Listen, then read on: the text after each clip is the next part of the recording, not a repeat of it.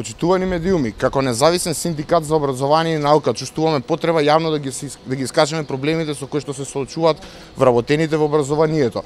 Во колективните договори за основно образование и средно образование од страна на подписниците се вметнати одредби кои што велат дека колективниот договор важи само за членовите кои што се во синдикат.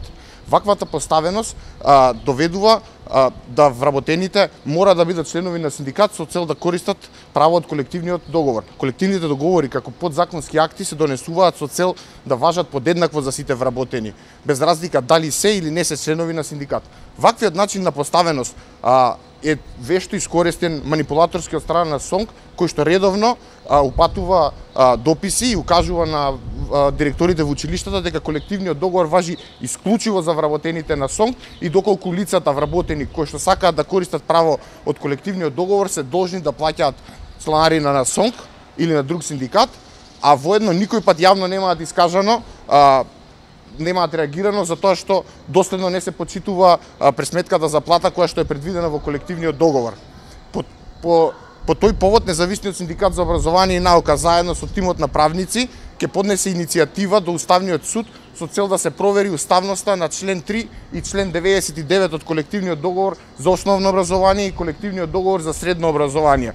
Воедно јавно ги повикуваме надлежните, односно Министерот за образование и наука и Министерката за труд и социјална политика активно да учествува во решавање на овој проблем со цел вработените да се ослободат од ваквиот вазалски однос.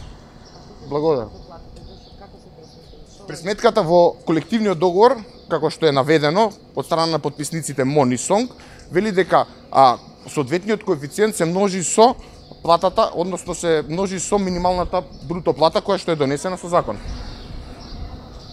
А како се пресметува?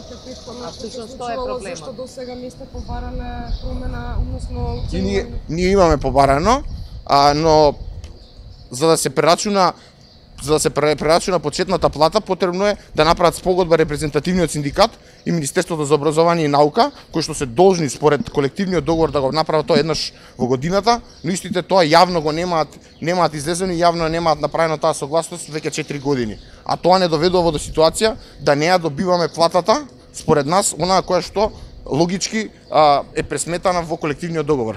Може ли не кажете колку членови брои вашиот синдикат? Независниот синдикат за образование и наука, како прилично ново регистрирано тело во последнава година, број доволно членови и ги охрабруваме и понатаму вработените во образование да не се приклучат.